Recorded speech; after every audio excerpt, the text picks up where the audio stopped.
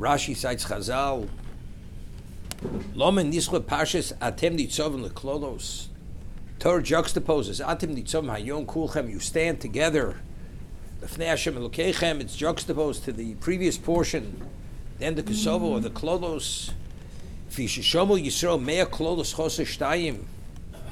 We heard the 100 curses, minus 2, 98 curses, chutz mimemtesh b'ros kahanim, besides the 49 at the end of Vayikra, horiku pneim, they took on a jaundiced look. It was too overwhelming. V'omru miyucha lamod be'elu. Could you survive these curses? Man, it's inevitable, man will fail. Hizcha Moshe lefaisa. Moshe began appeasing them. Atim nitzom hayom. Harbe hechastem lamokom. V'lo also es itchem kloyo. You've angered him much in the past. He did not annihilate you. V're'atem kayom elufonov, and you still exist. V'aklos v'yisur mekayim meschem. What maintains us? The yisur meklolos u'matzivin eschem lefonov.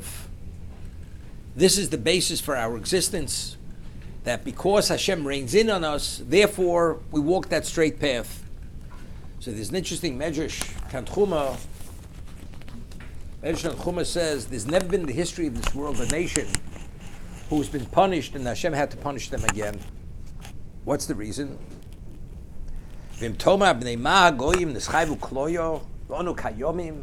Why do the nations of the world deserve to be destroyed, annihilated, and we exist? All the nations of the world who oppressed us, who destroyed the Beis Hamikdash, many things, they went into the dustbins of history.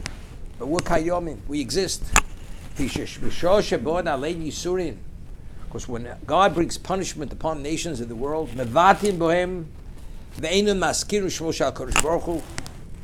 they bolt from Hashem, and they don't acknowledge God whatsoever.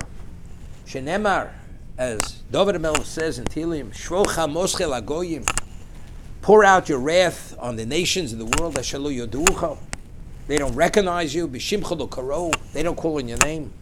Al Yisrael, b'klal Yisrael, k'shayisurim bo'ad aleim, when suffering comes upon them, hem nichnoim umispalim, they become subdued, they become humbled, and they pray. Shenemar, as David says, sorrow and angst I will find. Shema Shemekro, the Ficho Chamalem HaKadosh Baruch Hu. So although these curses come upon you, this is the basis for your existence.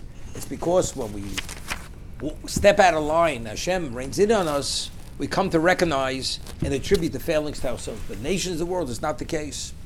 Mar says at the end of Sanhedrin that Mashiach will come whether the generations kula zakai or kula chayiv.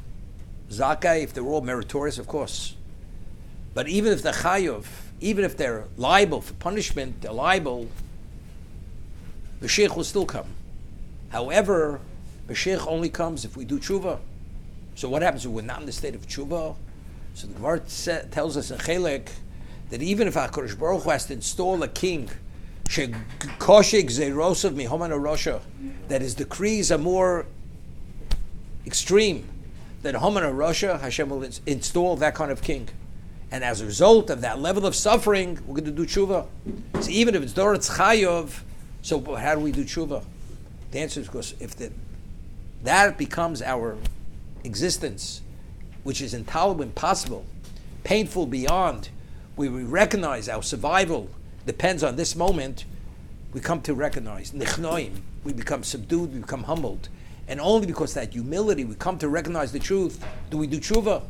And once we do tshuva, that will bring Mashiach, will be worthy of coming Mashiach. But what's the essence of it?